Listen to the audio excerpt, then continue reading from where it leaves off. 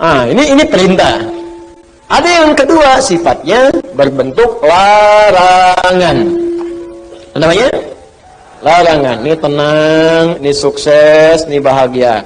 Jadi ada yang sifatnya larangan. Pertama kata Allah, tinggalkan zina. Di surah Cahaya. Fokus. Cara berpikirnya begini. Perhatikan cara berpikirnya. Ini kebanyakan orang cuma baca. Tapi formulasinya nggak dipahami. Sehingga parameter tingkat keberhasilan mengkaji ayatnya itu nggak muncul.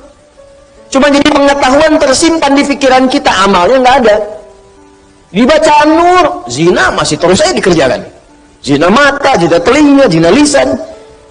Ya, bacaan Nur, ada yang korupsi, ada yang mencuri, ya, ada yang menipu, ada yang nyogok. Padahal ayatnya jelas. Maka dari itu, lihat perbandingan terbaliknya.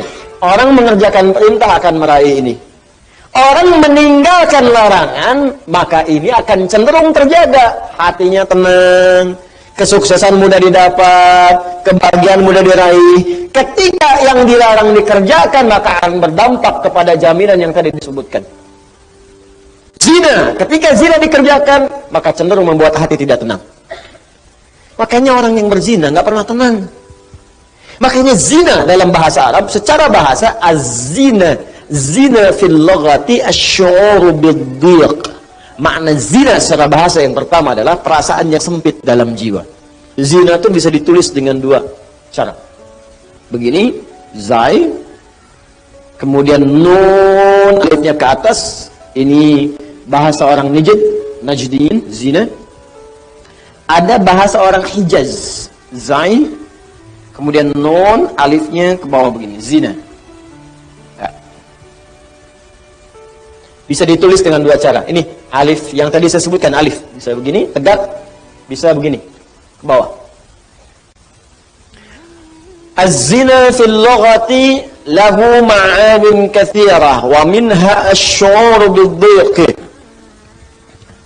Zina secara bahasa memiliki banyak arti. Di antara makna yang paling populer, yang pertama adalah perasaan yang sempit di dalam hati. Makanya orang yang berusaha untuk berzina, awas hati-hati, melanggar ketentuan Allah, kata Allah tinggalkan dia kerjakan. Itu pertama akan menyebabkan hatinya terasa sempit, sering gelisah. Makanya jangankan mengerjakan yang secara istilah, benar-benar dikerjakan hubungan seksual. Baru mau muqaddimah saja, mata mau melihat gambar-gambar yang kotor, itu karena hatinya sempit, gelisah, gak mau ketahuan orang. Ya, sembunyi-sembunyi, bawah meja, ya, masuk ke kamar sendirian, gak mau orang lihat. Kenapa? Karena sempit. Tuh, kan ketenangannya hilang. Orang tenang itu kan cenderung gelisah. Orang yang tidak tenang cenderung gelisah. Ya kalau orang tenang tuh biasa aja. Lagi baca handphone, mau lihat, ya apa-apa, silahkan. Ya, berkata-kata, dengar, gak ada masalah. Tapi ketika ada orang berbuat hal yang dilarang tadi, berkata-kata nggak mau kedengaran orang. Makanya transaksinya tertutup. Pakai kode-kode. Ya, di mana roti bisa ditemukan? Roti. Hah? Kijang satu. Kijang. Hewan yang disalahkan. Dicek. Makanya kata-katanya cenderung diarahkan kepada yang lain.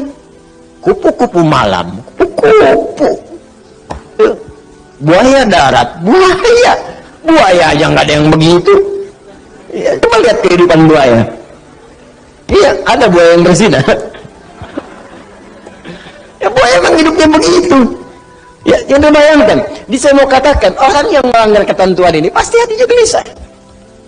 Alas, suami yang mencoba, pria yang mencoba kemudian bergaul di luar hal yang dibenarkan dan mencoba untuk berzina, pasti akan gelisah hidupnya.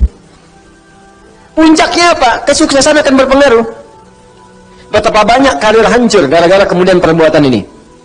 Ya, betapa banyak kebahagiaan hilang, hancur rumah tangga, berpisah kemudian, anak-anak kemudian jadi terlantar.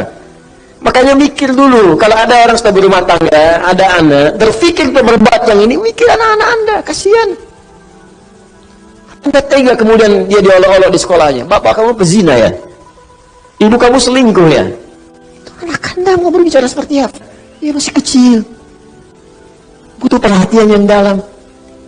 Makanya orang yang berbuat hal yang seperti ini, pasti pertama akan terganggu, kemudian ketenangan jiwanya. Kesuksesannya akan berpengaruh. Kebahagiaannya akan sirna. Dan yang paling dahsyat adalah, biasanya, ini akan fatal, berpengaruh kepada kecerdasan dan yang lainnya. Ya, bisa kecerdasan kepada otaknya, intelektual, bisa kecerdasan pada emosinya. Banyak kok Ustaz, orang yang zina pintar otaknya, tapi emosinya tidak ada. Untuk apa pintar otaknya dan emosi tidak terkendali? Banyak orang tak mampu mengendalikan emosinya sehingga kepintarannya menghasilkan mafsadat yang lebih luas lagi. Pintar bikin senjata digunakan untuk bunuh orang. Pintar pakai teknologi digunakan untuk menipu orang lain, merusak dan sebagainya. Maka apa manfaat dari kepintarannya? Tidak ada. Ya. Nah, sekarang pertanyaannya, apa yang dimaksud dengan zina secara istilah? Ada berapa jenis zina? Bagaimana kita bisa menjauhi zina kalau tidak tahu jenis-jenisnya? Itu kita akan bahas insyaallah di pertemuan berikutnya. Waktunya habis, Joni.